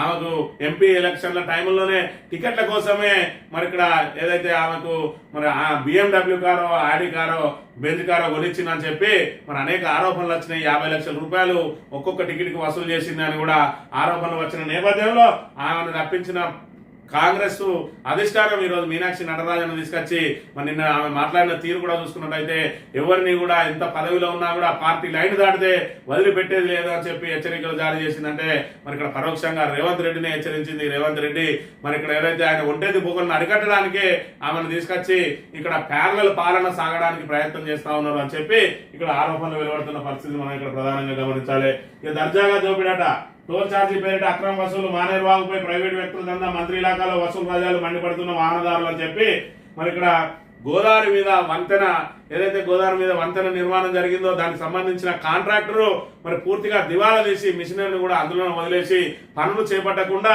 మరి ఏదైతే ఆ వంతెన పనులు మధ్యలోనే వదిలేసిండు. దానికి సంబంధించి మరి ఏవైతే పిల్లర్ల మీద గడ్డర్లు ఏవైతే ఉంటాయో ఆ గడ్డర్లను కూర్చోబెట్టే క్రమంలో వాటిని సెట్ చేయకుండా దాని కింద చెక్కలు ఏవైతే పెట్టిండో ఆ చెక్కలను అదే విధంగా వదిలేసి ఆ కాంట్రాక్టర్ బ్లాక్ లిస్ట్ పడిపోయి వెళ్ళిపోయిండు. పోనీ ఆ తర్వాత అధికారులన్నా ఆ చెక్కలను సరి చేయకుండా అలాగే వదిలేయడంతో మనకు పూర్తిగా కూడా ఎండకెండి వానకు తడిసి మరి వాటిని ఏదైతే ఆ చెక్కలు తొలగించి వాటిని పెట్టి మధ్యలో కనెక్షన్ చేయకుండా వదిలేయడంతో ఆ చెక్కలు పూర్తిగా ఏదైతే చెదలు పట్టి కుంగిపోవడంతో దాని మీద గడ్డలు కింద పడితే మరి ఆ రోజు శ్రీధర్ బాబు గారు మంత్రి హోదాలో వచ్చి మరి ఇక్కడ గాలికే కొట్టుకుపోయినాయి గడ్డర్లు అని చెప్పిండు. మేము పూర్తిగా దాని పనులను పూర్తి చేయిస్తామని చెప్పిండు. ఇప్పటికి 15 నెలలు అవుతుంది, ఇప్పటి వరకు అతీగతి లేదు. మరి ఏదైతే సదుద్దేశంతో 2 జిల్లాల మధ్య మరి వారధిగా మారనున్న ఆ ఓడేడు బ్రిడ్జిని మరి ఇక్కడ ఏదైతే బీఆర్ఎస్ ప్రభుత్వం దాదాపుగా దానికి సంబంధించిన అన్ని క్లియరెన్స్లు అన్ని మరి ఇక్కడ ఆల్మోస్ట్ పిల్లర్లన్నీ అయిపోయినాయి, కేవలం గడ్డర్లను దాని మీద కూర్చోబెట్టి మరి ఇక్కడ దానికి సంబంధించిన మిగతా పనులను పూర్తి చేయాల్సి ఉండగా మరి ఇక్కడ కాంట్రాక్టర్ చేతులెత్తేయడంతో మరో కాంట్రాక్టర్ కోసం చేస్తున్న తరుణంలో మరి ఇక్కడ ఎలక్షన్లు రావడం ఆ పనులన్నీ ఆగిపోయినాయి. ఆ తర్వాత వచ్చిన శ్రీధర్బాబు మేము వెంటనే పనులు పూర్తి చేస్తామని ఇప్పటి వరకు దానికి తక్కడి మట్టి కూడా పోయకుండా అలాగే వదిలేయడంతో మరి ఇక్కడ అక్కడ ఏదైతే ఆ మానేరు దాటడానికి మరి ఏదైతే చుట్టూ తిరిగి రావాలంటే నానా ఇబ్బందులు పడతారు ప్రయాణికులు. దాంతో స్థానికులు మరి ఆ మట్టి పోసుకొని వాళ్ళు అక్కడ ఏదైతే అటు గ్రామ పంచాయతీ ఇటు గ్రామ పంచాయతీకి డబ్బులు కట్టి అక్కడ టోల్ వసూలు చేస్తా ఉన్నారు. ఆ టోల్ వివాదాస్పదంగా మారుతా ఉన్నది. మరి ఇన్ని వివాదాలు మంత్రి ఇలాకాలో జరుగుతా ఉన్నాయి. మరి దానికి సంబంధించి ప్రభుత్వమే మరి మట్టి రోడ్డు పోసన్నా మరి వాళ్ళను ఏదైతే వాహనదారులకు రవాణా సౌకర్యం కల్పించాలి, మరి ఈ పనులను కూడా త్వరితగతిన పూర్తి చేయాలి. మరి రోజు ఈ టోల్ మీద నిత్యం మరి ఇక్కడ ఆరోపణలు వెలువడుతూనే ఉన్నాయి, నిత్యం దీని మీద వివాదాలు సాగుతూనే ఉన్నాయి. ప్రయాణికులు మాత్రం నిత్యం ఇబ్బందులకు గురవుతా ఉన్నారు. 15 నెలల కాలంలో మరి ఇప్పటి వరకు మంతకి సంబంధించి ఏ ఒక్క పని కూడా మరి ఇక్కడ మేము ఫలానా తెచ్చినామని చెప్పి ఒక్క పని కూడా చేపట్టలేదు శ్రీధర్ బాబు. కనీసం ఈ ఓడేడు బ్రిడ్జ్ అన్నా మరి పూర్తి చేయాలంటే ఇది పుట్టమదాయంలో వచ్చింది, చేస్తే నాకేం పేరు వస్తుంది, అది బీఆర్ఎస్కే పేరు వస్తుంది, పుట్టమదికే పేరు వస్తుంది అన్న చందంగా నిర్లక్ష్యం వహిస్తున్నాడా. మరి ఎక్కడ చూస్తున్నట్టయితే ఇది మల్హార్ మండలం నుంచి భూపాలపల్లికి కనెక్షన్ మరి పూర్తి స్థాయిలో అటవీ అనుమతులన్నీ కూడా తీసుకొచ్చి కిషన్ రావు పల్లె వరకు కూడా రోడ్డు వేస్తే 4 కోట్ల రూపాయలు కేవలం అది అటవీ శాఖ గడితే అక్కడ నుంచి భూపాలపల్లికి లింక్ అవుతుంది. మంత్రి నుంచి భూపాలపల్లి వేటోళ్ళు, ముత్తారం నుంచి భూపాలపల్లి వేటోళ్ళు, మరి ఇక్కడ మల్హార్ మండలం నుంచి భూపాలపల్లి వేటోళ్లకు సుమారు 20 కిలోమీటర్ల మేర డిస్టెన్స్ తగ్గుతుంది. అయినప్పటికీ కూడా 4 కోట్లు కూడా చెల్లించకుండా మరి ఇక్కడ ఎందుకంటే 6 రోజులు పూర్తి చేసిన పుట్టమదికే పేరుతుంది అని చెప్పి శ్రీధర్ బాబు ఎక్కడ పనులు అక్కడనే వదిలేసి శివారాంకు మరి ఇక్కడ బ్రిడ్జ్ కడతా అని చెప్పి 125 కోట్లు శాంక్షన్ చేయించిన అంటాడు. మరి శివారానికి మరి ఇక్కడ చూసుకుంటే పక్కకే మరి ఇక్కడ సుందిల మీదకి వెళ్ళి ఆల్రెడీ బ్రిడ్జ్ ఉన్నది, మరి అవతలికి చూసుకుంటే అన్నారం మీదకి వెళ్ళి బ్రిడ్జ్ ఉన్నది అటు కనెక్షన్. కానీ ఇక్కడ ఒడేడు బ్రిడ్జ్ నిర్మాణం అయ్యే ఉంటే గోదావరి నుంచి వరంగల్ వరకు మరి నిత్యం రాకపోకలు పెరిగే అవకాశం ఉంటది. మరి ఇక్కడ మంతని నియోజకవర్గ ప్రజలందరూ కూడా వరంగల్ వెళ్ళడానికి మరి ఇక్కడ దగ్గర మార్గం అవుతుంది. అయినప్పటికీ కూడా ఆ పనులు పూర్తి చేయడానికి శ్రీధర్ బాబు ముందుకు రావడం లేదు. మరోవైపు మరి అక్కడ యువకులు ఏదైతే టోల్ గేట్లు ఏర్పాటు చేసుకుంటా ఉన్నారో వాళ్ళకు మరి స్వయంగా వాళ్ళే డబ్బులు పెట్టి మట్టి పోసుకుని ఎప్పుడు నీళ్ళు వచ్చినా అప్పుడు కొట్టుకపోతా ఉన్నా కూడా మళ్ళీ చేసుకుంటా ఉంటే అది నిత్యం వివాదాలమయమవుతున్నది. ఈ వివాదాలన్నిటికీ కారణం శ్రీధర్ బాబు అసమర్థత అనే విషయాన్ని అయితే మనం ఇక్కడ ప్రధానంగా గమనించాలి. ఈ తెలంగాణ దినపత్రిక విషయానికి వస్తే గాలి మోటార్ కలిసే తడిసి మోపాడు. ఎస్ఎల్బీసీ ప్రమాదం తర్వాత రాష్ట్రమంతా తీవ్ర విమర్శలకు దారితీస్తోంది. సహాయక చర్యలపై నిమగ్నం కావాల్సిన నేతలు హెలికాప్టర్లో చక్రాలు కొట్టడానికి పరిమితమయ్యారన్న చర్చ జరుగుతుంది. హైదరాబాద్ నాగర్ కర్నూలు మధ్య రాకపోకలు సాగిస్తూ భారీ మొత్తంలో ప్రజాధనాన్ని వృధా చేశారు. ఈ 7 రోజుల్లో దాదాపు 20 సార్లకు పైన హెలికాప్టర్లు తిరిగారు. మంత్రులు హెలికాప్టర్ ప్రయాణాలపై ఉన్న సోయి అందులో చిక్కుకున్న కార్మికుల ప్రాణాలపై లేదన్న విమర్శలు వినిపిస్తా ఉన్నాయి. గంటకు 1,50,000 రోజుకి 8 లక్షల రూపాయలు, 7 రోజులు మరి 56 లక్షల రూపాయలు కేవలం వీళ్ళ ప్రయాణాలకే ఖర్చు చేసిండ్రు. మరి అక్కడ చూసుకున్నట్టయితే వీళ్ళు కేవలం దాన్ని పర్యాటక ప్రాంతంగా మార్చిండ్రు. ఉదయం బోర్డు సాయంత్రం వచ్చుడు. ఉదయం 10:30 నుంచి బేగంపేట నుంచి 10:30 గంటలకు బయలుదేరి అదే రోజు సాయంత్రం 6 గంటలకు తిరుగు ప్రయాణం చేయడం. ఎస్ఎల్బీసీ ఘటన తర్వాత ఇష్టం వచ్చినట్టు మంత్రులు హెలికాప్టర్ తిరుగులు. ప్రతిరోజు కొంతమంది మీడియా ప్రతినిధులకు ఛాన్స్ అక్కడే గెస్ట్ హౌస్ ఉన్నా కూడా హైదరాబాద్ కు చక్కర్లు కొడుతూ మరి అక్కడనే ఉండి ఏదన్నా ఒక మంత్రి అక్కడ మరి అదే గెస్ట్ హౌస్ లో ఉండి పర్యవేక్షణ చేస్తా ఉన్నా అంటే లేదు. ఉదయం 10:30 ఓడు సాయంత్రం 6 గంటలకు తిరిగి వచ్చుడు. ఈ విధంగా దాన్ని మరి ఏదైతే హెలికాప్టర్ ప్రయాణాలను మరి అక్కడ పర్యాటక ప్రాంతంగా మార్చి అక్కడ మంచిగా చేపల పులుసు చేసుకొని మరి ఎంజాయ్ చేసుకుంటా మంత్రులు ఆ విధంగా ఉన్నారు. లోపల ఎస్ఎల్బీసీలో చిక్కుకున్న కార్మికులను బయటికి తీసుకురావడానికి ఏమైనా చర్యలు జరిగినాయంటే బీఆర్ఎస్ ఏదైతే పార్టీ బృందం హరీష్ రావు నేతృత్వంలో అక్కడికి వెళ్లే వరకు కూడా మరి పనులు చకచక సాగిన పాపానం లేదు. ఆ టీబీఎం మిషన్ ని మరి కడిగేయడానికి ఆ కాంట్రాక్టర్ ను కూడా ఒప్పియలేక 5 రోజులు తాత్సారం చేసిండ్రు. ఒకవైపు మరి ఇక్కడ ఏదైతే కాంట్రాక్టర్ నిర్లక్ష్యం, అదే విధంగా ప్రభుత్వ అసమర్థత మూలంగానే ఆ 8 మంది మరి దుర్మరణం పాలైన విషయాన్ని అయితే మనం ఇక్కడ ప్రధానంగా గమనించాలి. 7 రోజులు దాటినా దొరకని జాడ, ఒకవైపు దొరికిందంటాను, ఒకవైపు దొరకలేదంటాను. ప్రభుత్వం అయితే అధికారిక ప్రకటన చేయలేదు. జీపీఆర్ ద్వారా వాళ్ళ శిథిలాలను కనుగొన్నాం, 3 మీటర్ల లోపల ఉన్నదని అంటాను. ఆ శవాలు బయటకు వచ్చే వరకు కూడా ఇంకా పూర్తి స్థాయిలో దానికి సంబంధించిన సమాచారం అందది. ఇక ప్రాణాలు పోతుంటే చేపల కూరతో దావత విద్యార్థులు ప్రస్తుతించడమైనా ప్రజాపాలన రేవంత్ సర్కార్ పై కేటీఆర్ మండిపడ్డా చెప్పి మరి అక్కడ వాళ్ళు చేపల కూర వేసుకొని తిన్నది రాష్ట్ర వ్యాప్తంగా మరి ప్రజలందరూ కూడా చూసిరు. ఇప్పటికే వాళ్ళ విధానాలను ఈసడించుకుంటా ఉన్నారు. ఒకవైపు 7 ప్రాణాలు పోతా ఉంటే మీ హెలికాప్టర్ ఆట లేదని చెప్పి కూడా మరి ఈ చేపల కూరతో దావత లేదని చెప్పి కూడా మరి పూర్తి స్థాయిలో వాళ్ళందరినీ మరి విమర్శలు చేస్తున్న పరిస్థితి కూడా మనం గమనించాలి. రేవంత్ రెడ్డికి మరోసారి అవమానం. పేరు తప్పు చెప్పిన రాజ్నాథ్ సీఎం పేరు మర్చిపోయిన యాంకర్ అని చెప్పి మరి గతంలో చూసుకున్నట్టయితే రేవంత్ రెడ్డి తన పేరు మర్చిపోయిందని కేవలం ఒకే ఒక కారణంతో అల్లు అర్జున్ ఒక రోజంతా జైల్లో ఉంచారు. ఈ దెబ్బతోటన్నా మొత్తం అందరు మారుతారు, మరి తప్పు చెప్పకుండా అందరూ సరిగ్గా చెప్తారంటే పాపం ఆయనకి ఇంకా నిత్యం అవమానాలు ఎదురైతేనే ఉన్నాయి. ఇప్పటి వరకు కూడా ఇంకా ఆయన పేరును మర్చిపోతూనే ఉన్నారు. పదే మర్చిపోతూనే ఉన్నారు. మరి ఇక్కడ చూసుకున్నట్టయితే నిన్న రోజున రాజ్నాథ్ సింగ్, అదే విధంగా యాంకర్ కూడా ఏదైతే అలా పిలిచే యాంకర్ మరి తెలంగాణ ముఖ్యమంత్రి పేరు దొరకక ఏ విధంగా తడబడబడుతున్నారో చూడండి. And thank you so much, Honorable Telangana Chief Minister. And now we also thank Honorable Chief Minister of Telangana, Sri A. Revanaji Reddy. రాష్ట్రంలో ఎవడు కూడా రేవంత్ రెడ్డికి ముఖ్యమంత్రి కింద చూస్తలేడు. మీరు ఇక అంటే మళ్ళీ ఇంకో కేసు పెడితే వాళ్ళు లోపలెత్తారు. నేను అనా ఆయన ఎవరో మనిషి. ఇది కథ. పాపం రేవంత్ రెడ్డిని ఇప్పటి వరకు గుర్తించిన పాపాన పోతలేరు అని అంటే మరి దానికి కారణం ఎవరన్న విషయాన్ని మరి ఇక్కడ మనం ఏం చెప్పగలుగుతాం అని కూడా మనం గమనించాలి. ఈ రకంగా ఏడాది గడిచినా కూడా ఆయన పేరు కూడా చెప్పలేకపోతా ఉన్నారు. మరోవైపు మన ముఖ్యమంత్రికి సంబంధించి ట్రోలింగ్ ఏ విధంగా జరుగుతా ఉన్నదంటే తెలంగాణ ముఖ్యమంత్రి ఎవరు అని చెప్పి ఏ విధంగా ట్రోలింగ్ చేస్తా ఉన్నారు సోషల్ మీడియాలో. మరి రేవంత్ రెడ్డిని ఏ విధంగా ఆటలాడుకుంటా ఉన్నారో ఒకసారి గమనించినట్టయితే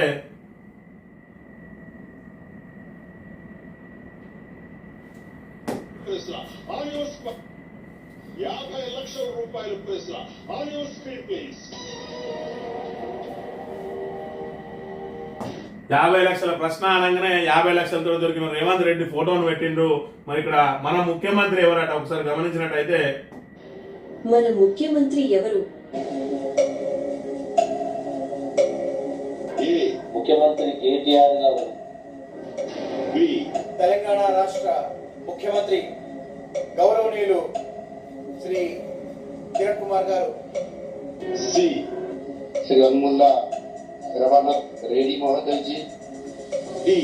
Honorable Chief Minister of Telangana, Sri A. Revanaji Reddy.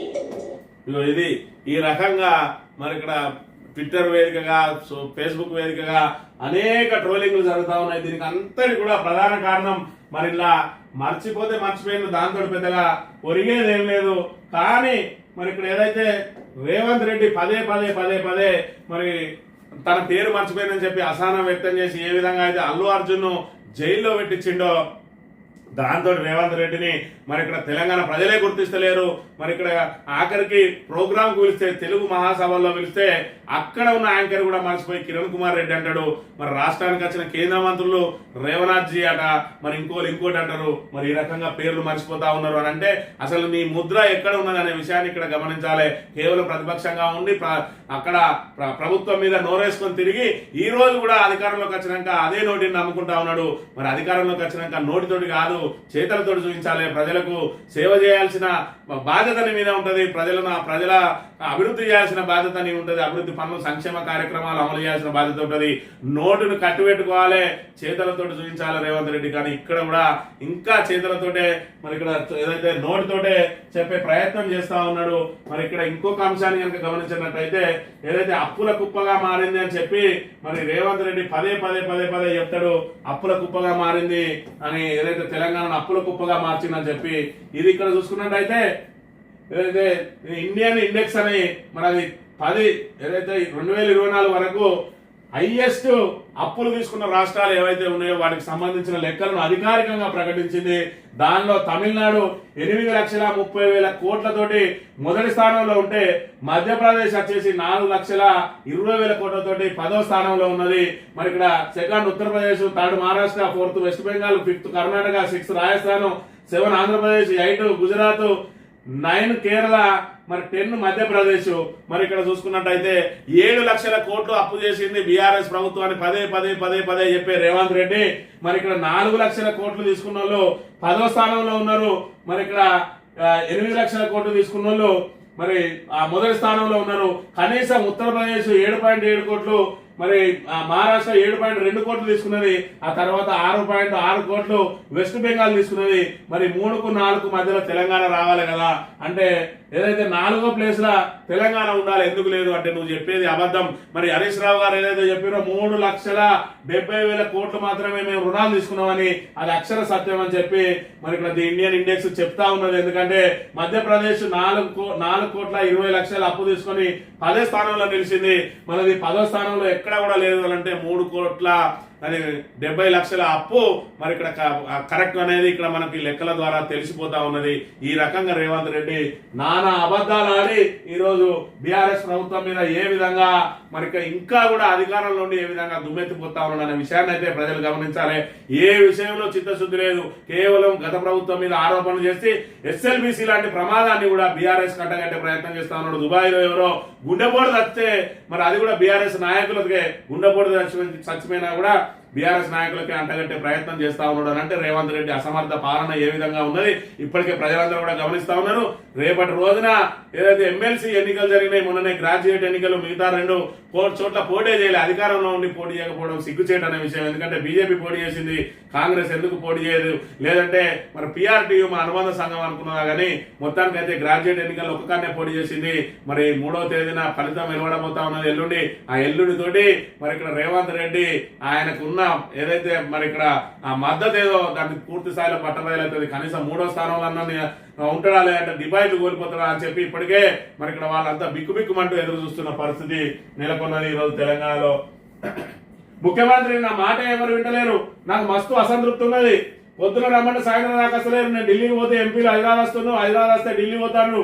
మంచి చెవిలో చెప్తుండ్రు, చెడు మైకులో చెప్తుండ్రు. ఇట్లయితే మనం ఫెయిల్ అవుతాం. పిసిసి విస్తృత స్థాయి సమావేశంలో సీఎం రేవంత్ రెడ్డి ఇంకా ఫెయిల్ అవుతాం కానీ ఉన్నాడు సారు. ఆల్రెడీ ఎప్పుడో ఫెయిల్ అయ్యాడు రేవంత్ రెడ్డి, ఇంకా ఫెయిల్ అవుతామట. మంచి చెవిలో చెప్పాలి, మరి అయితే మంచి మైకులో చెప్పాలి, చెడు చెవిలో చెప్పాలంటే మరి ఈయనకు సంబంధించిన వాళ్ళందరూ చెడు మైకులో చెప్తారట, మంచి వచ్చి మరి ఇక్కడ చెవిలో చెప్తారట. ఏం మంచి అంటే నీ పథకాలు మస్తున్నాయి అని చెప్పి చెవిలో చెప్తారట. మరి ఇక్కడ రుణమాఫీ అందరికి కాలేదు అని చెప్పి బయట చెప్తారట. మరి ఇది మన ప్రభుత్వానికి మంచిది కాదనంటే అసలు జనాలే ఈసడించుకుంటా ఉన్నారు. ఆ మాత్రం అన్న మంత్రులు ఎమ్మెల్యేలో చెప్పకపోతే జనాలు అలా తిరగనిచ్చే పరిస్థితి లేదు.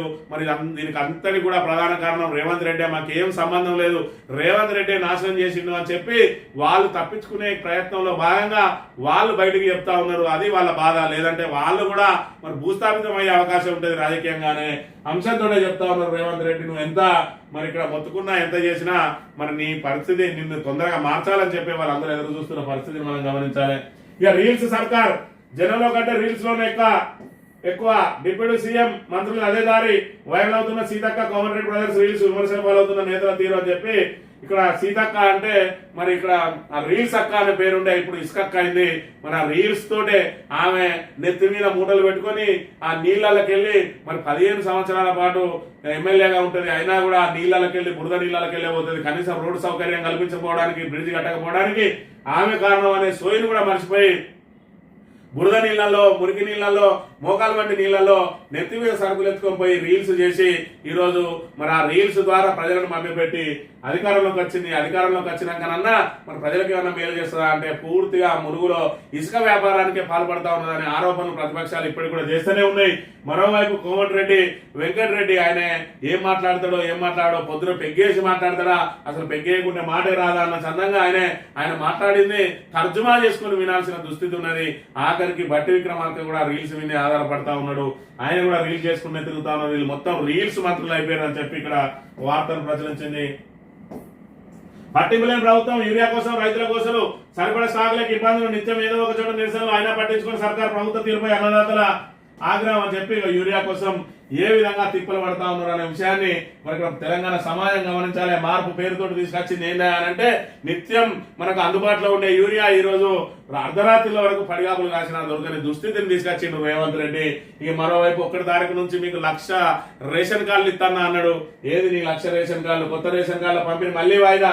మార్చి 1న 1,00,000 రేషన్ కార్డులు ఇస్తామన్న సర్కారు గడువు వచ్చే సమయానికి వాయిదా అని చెప్పి మరి ఇక్కడ దీనికి ఏం సాగు చూపిస్తుంది, మరి ఎలక్షన్ కోడ్ అని చూపిస్తుంది కావచ్చు. మరి 5వ తారీఖు కోడ్ ముగుస్తుంది, ఇస్తావా అంటే మళ్ళీ ఎమ్మెల్సీ ఎన్నికలు, ఇది ఎమ్మెల్యే కోటా ఎన్నికలు ఉన్నాయంటాడు. మరి దీన్ని ఇలాగే సాగదీస్తా ఉంటారు. వీళ్ళు రేషన్ కార్డులు ఇయ్యరు. మరి సన్న బియ్యం అయితే ఎటో వేరే కథ, రేషన్ కార్డుల మీద సన్న బియ్యం ఇస్తా అని చెప్పి ప్రకటన చేసి జనవరి 1 నుంచి ఇస్తా అన్నారు. మరి ఇప్పటి వరకు అయితే అతి లేదు. మళ్ళీ ఉగాదికి ఇస్తా అంటారు. అది కూడా వస్తుందనే నమ్మకం లేదు. ఇక ఈ రకంగా ప్రభుత్వం ఏ విధంగా మోసం చేస్తా ఉన్నది. ఇందిరామ్మ ఇల్లు అయితే ఇక ఏదైతే నియోజకవర్గానికి 3500 ఇస్తే మరి ఒక్కూలోనే 300, 400లకు ప్రొసీడింగ్లు ఇచ్చిండు.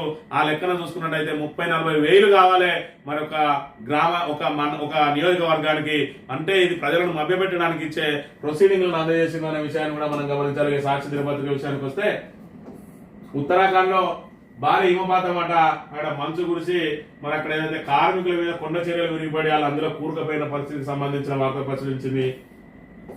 ఏ క్షణంలోనైనా బయటికి ఎస్ఎల్బి సొరంగంలో జీపీఆర్ ద్వారా 5 చోట్ల అనుమానితుల అవశేషాల గుర్తింపు పూర్తి స్థాయిలో పాపం మరి ఇక్కడ వాళ్ళ అవశేషాలను గుర్తించారు అని అంటే వాళ్ళు పూర్తిగా సజీవ సమాధి అయిందని చెప్పి మరి ఇక్కడ కనబడుతూనే ఉన్నది. ఇక శరణమైన జెలెన్స్కీకి ట్రంప్ అల్టిమేటం ఒప్పందానికి రాకుంటే తప్పకుండా మీకు మరో అవకాశమే లేనే లేదు, రష్యాతో రాజుకి రావాల్సిందే, వైట్ హౌస్ లో ఉద్రిక్తంగా అధ్యక్షుల భేటీ, మీడియా ముందే వాగ్వాదం అర్పులు అని చెప్పి బలహీనులు ఎవరైతే ఉన్నారో ఆ బలహీనులకు సంబంధించి బలమైన వారితో ఎప్పుడైనా జట్టు కట్టినామో ఆ బలమైన వాళ్ళు మరి ఏం చెప్తే అది వినక తప్పని పరిస్థితిని సృష్టిస్తారు వాళ్ళు. ఈరోజు రష్యా అమెరికాకు శత్రువుగా ఉండే దానికి ఉక్రెయిన్ పావుగా వాడుకున్నది అమెరికా, దీన్ని పావుగా వాడుకొని ఇలా రష్యాతోటి సత్సంబంధాలు మరి నెరవేరుస్తా ఉన్నది.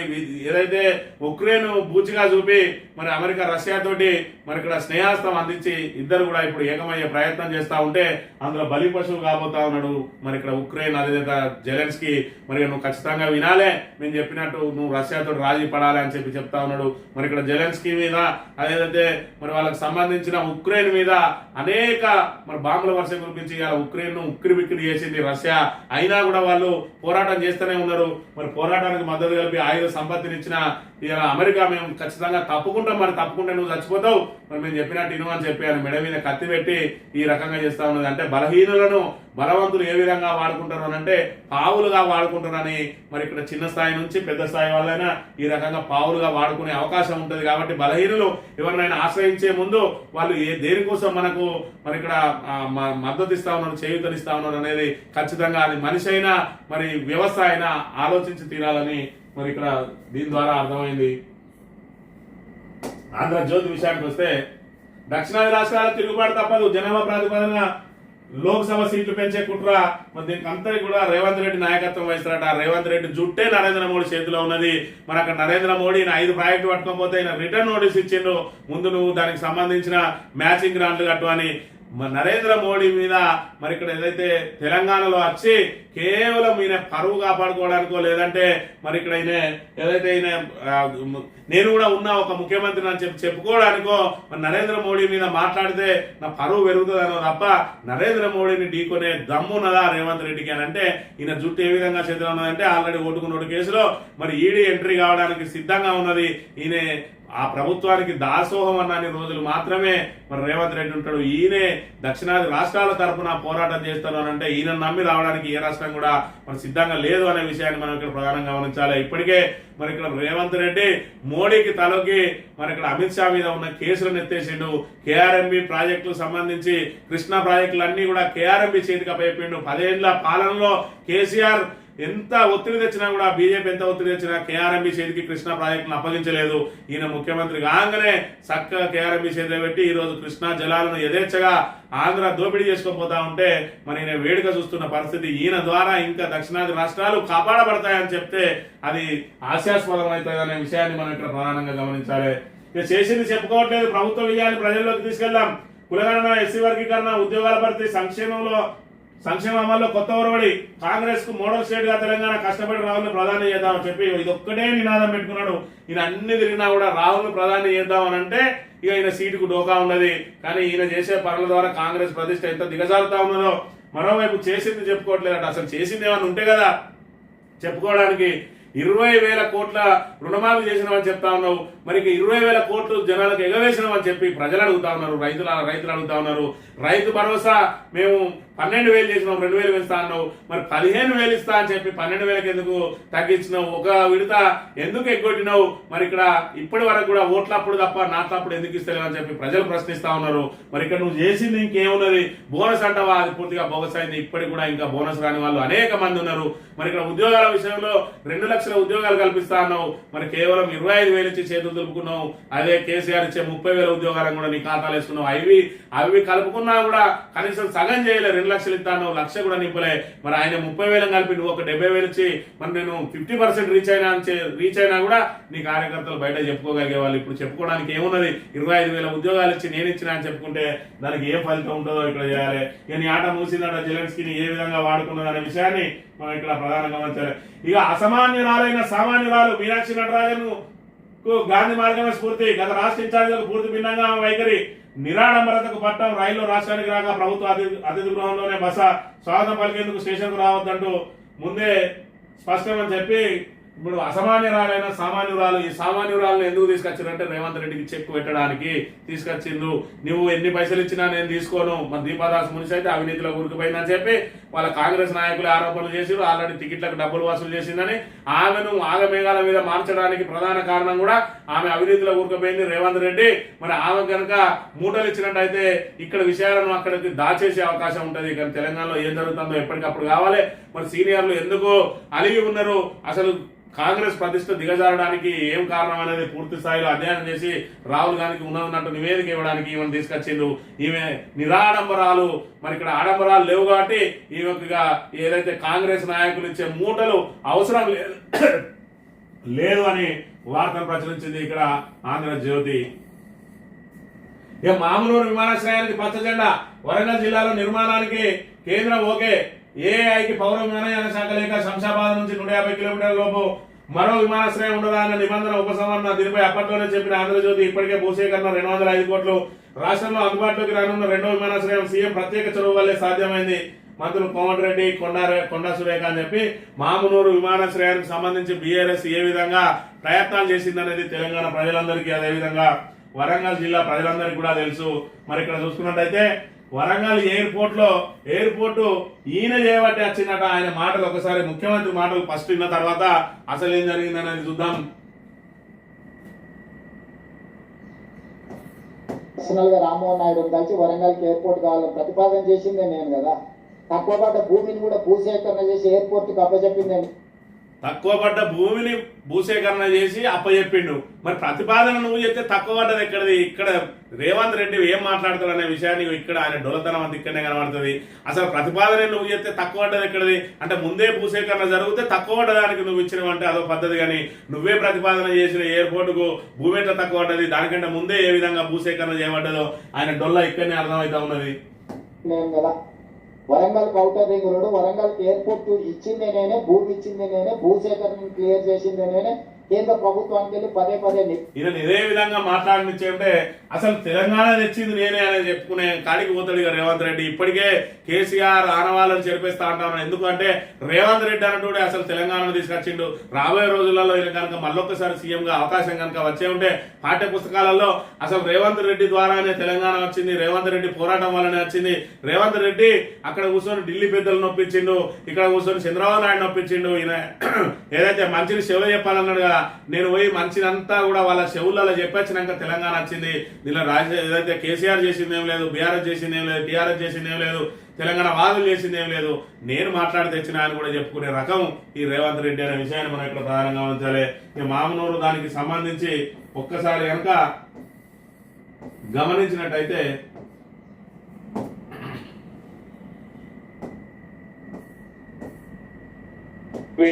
old airports and airstrips, create greenfield airports and also establish a chain of heliports to connect the remotest parts of our state.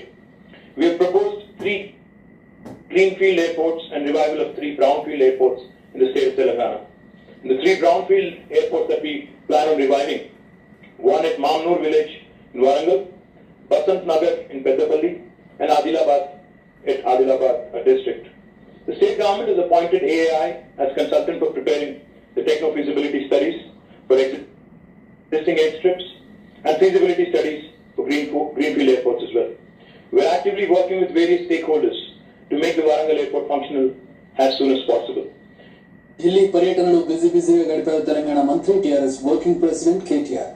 కేంద్ర పట్టణాభివృద్ధి పౌర విమానయాన శాఖ మంత్రి హర్దీప్ సింగ్ ను కలిసిన కేటీఆర్ రాష్ట్రానికి సంబంధించిన పలు అంశాలను లేవనెత్తారు. వరంగల్ వాసులకు త్వరలోనే విమాన సేవలు అందుబాటులోకి వచ్చే అవకాశం ఉందన్నారు మంత్రి కేటీఆర్.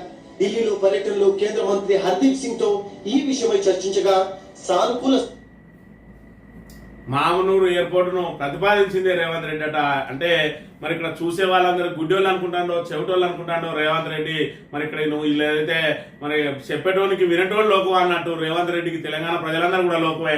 మామనూరు ఎయిర్పోర్ట్ ను ప్రతిపాదించింది ఆయనట. ఇది 2020లో మరి అప్పుడు మంత్రి కేటీఆర్ అక్కడ విమానయాన మంత్రితో మాట్లాడి ఇప్పటి వరకు ఫోన్ చేసి దానికి సంబంధించిన భూసేకరణ అంతా కూడా చేసి దానికి సంబంధించి ఏ అడ్డంకులు ఉన్నాయో అడ్డంకులన్నీ తొలగించుకుంటూ వస్తే ఈ రోజు అది మరి కార్యరూపం దాచబోతా ఉంటే మరి పూర్తిగా వండిన ఏదైతే వంట ఉన్నదో దాన్ని వడ్డించే సమయంలో వచ్చి ఈ వంటలన్నీ నేనే చేయించిన అన్న చందంగా మాట్లాడుతా ఉన్నారు రేవంత్ రెడ్డి మాటలు చూస్తే మరి కాంగ్రెస్ వాళ్ళే నవ్వుకుంటా ఉన్నారు. మరి ఇటువంటి మాటలు చెప్తే ప్రజలలో మన ఇజ్జత్ పోతుంది, ఇప్పటికే మనం పూర్తిగా దిగజారింది, మన మాటలు ఎవడు నమ్మడు అనే అన్నప్పటికీ కూడా ఇంకా రేవంత్ రెడ్డి అసలు మాటలు ఆపుతలేడు. ఎందుకంటే అబద్ధం పదే చెప్తే అదే నిజమై కూర్చుంటుందని చెప్పి రేవంత్ రెడ్డి నమ్ముతాడు ఆ విధానాన్ని. కాబట్టి ఆయన అబద్ధాలు పదే చెప్తూనే ఉంటాడు. కానీ ఈ రోజు మరి ఇక్కడ మీడియాను కొనేసిండు కానీ సోషల్ మీడియాను కొనలేకపోతా ఉన్నాడు. ఎప్పటికప్పుడు పాత విషయాలన్నింటినీ మరి ఏదైతే కళ్ళ ముందు పెడతా ఉన్నది సోషల్ మీడియా, అసలు ఏం జరిగింది, మరి ఈ విమానాశ్రయం కూడా ఏ విధంగా వచ్చింది, మామూలు విమానాశ్రయానికి అసలు పూనుకున్నది ఎవరు అనే విషయాన్ని కూడా ఇక్కడ కుండబద్దలు పెట్టినట్టుగా మనకు సోషల్ మీడియా చెప్తున్న అంశాన్ని మనం ప్రధానంగా గమనించాలి. ఈ రకంగా రేవంత్ రెడ్డి మరి ఇక్కడ ఆయనకు అవకాశం వస్తే మరి తెలంగాణ జాతిపితగా కూడా రేవంత్ రెడ్డి స్వయంగా ప్రకటించుకునే అవకాశం ఉన్నదనే విషయాన్ని కూడా గమనించాలి.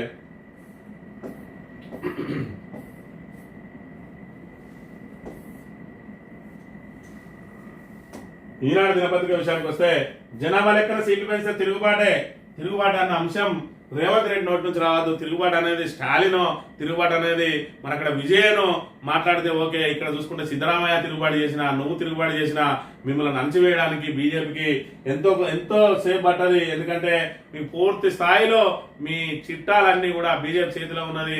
మరి ఎప్పుడైతే అవసరం పడితే అప్పుడు మిమ్మల్ని వాళ్ళ వైపు లాక్కోవడమా, మీ ప్రభుత్వాన్ని కూల్చేయడమా బీజేపీ ఇప్పటికే మన ప్రయత్నాల్లో ఉన్నాయి. కాబట్టి మరి ఇక్కడ పెద్ద మాటలు మాట్లాడడం మానేసి 6 గ్యారంటీలు 420 హామీలు ఏ విధంగా అమలు చేయాలనో దాని మీద మరి ఇక్కడ ప్రయత్నం చేయాలి రేవంత్ రెడ్డి. 6,000 కోట్లతో నిరుద్యోగులకు స్వయం ఉపాధి, రెండున వనపర్తిలో పథకాన్ని ప్రారంభించనున్న సీఎం. రాష్ట్ర స్థాయి బ్యాంకర్లతో సమావేశంలో ఉప ముఖ్యమంత్రి బట్టి వెల్లడని చెప్పి 6,000 కోట్లతో నిరుద్యోగులకు స్వయం ఉపాధి మరి ఇక్కడ చేయబోతా ఉన్నారట. ఇంటర్ పరీక్షల్లో వాచీలను అనుమతించారు, ఈసారి అమలు చేయాలని నిర్ణయం. రాష్ట్రంలో మార్చి 5 నుంచి జరిగే ఇంటర్మీడియట్ పరీక్షల్లో ఈసారి చేతి గడియారాన్ని నిషేధించారు. ఈ మేరకు విద్యార్థులు వాచ్ ధరించి వస్తే పరీక్షా కేంద్రాల్లోకి అనుమతించారు. గత ఏడాది వరకు స్మార్ట్ వాచ్ మాత్రమే అనుమతించేవారు కాదు. విద్యార్థులు సాధారణ చేతి గడియారాలు ధరించే వీలుండేది. అలాగే ఎలక్ట్రానిక్ వస్తువులను అనుమతించడం లేదు. అయితే ఏ పరికరంతో ఎలాంటి అక్రమాలకు పాల్పడతారన్న అనుమానాలు అధికారులను వెంటాడుతున్నాయి. ఈ మేరకు మరింత పకడ్బందీగా పరీక్షలు నిర్వహించాలని భావించి ఏ రకమైన చేతి గడియారాన్ని అనుమతించలేదట. మరి గతంలో చూసుకున్నట్టయితే స్మార్ట్ వాచ్లు చూసుకున్నట్టయితే మరి దీనికి సంబంధించి పూర్తి స్థాయిలో దీనికి ఆల్రెడీ ఏదైతే దానికి నెట్ కనెక్టివిటీ ఉంటుంది, దాంతో మరి ఇక్కడ విద్యార్థులు స్మార్ట్ వాచ్ లో కూడా చూసి రాసే అవకాశం ఉంటుంది. అప్పుడు స్మార్ట్ వాచ్లను నిషేధించిండు. ఇప్పుడు మామూలు వాచ్లను కూడా తీసుకురావడానికి అనుమతిస్తలేరట. ఎందుకంటే ఏ వాచ్లో అంటే ఏ పుట్టలో ఏ బాగున్నదని, ఏ వాచ్లో ఏం దాగినదో అది స్మార్ట్ వాచా లేకపోతే మామూలు వాచా అని గుర్తించడం కూడా కష్టంగా ఉండే పరికరాలు కాబట్టి వాటిని అనుమతించమని ఏకంగా చేతి గడియారాలను ఆపేస్తా ఉన్నారు. అయితే మరి ఖచ్చితంగా ప్రతి పరీక్ష కేంద్రాల్లో మరి ఇక్కడ ఏదైతే గోడ గడియారం పెట్టాల్సిన అవసరం అయితే ఉన్నది. ఎందుకంటే చాలా పరీక్ష కేంద్రాల్లో చూస్తాం ఎక్కడ కూడా వాచ్ ఉండదు. విద్యార్థులు తమ చేతికున్న వాచ్ ద్వారానే తమకు ఎంత సమయం మిగిలి ఉన్నదనో లేదంటే అక్కడ వాళ్ళు హెచ్చరించే విధానాన్ని బట్టి మరి టైం ఎంత ఉన్నదని వాళ్ళు ప్రకటిస్తే తప్ప తెలుసుకోలేని పరిస్థితి ఉంటాయి. కాబట్టి మరి ఇక్కడ ప్రతి ఏదైతే పరీక్ష కేంద్రంలో గోడ గడియారాలు కూడా మరి అందుబాటులో ఉంచాల్సిన అవసరం ఉన్నది. ఇది ఈ రోజు మార్నింగ్ న్యూస్. రేపు వెళ్దాం. Thank you very much.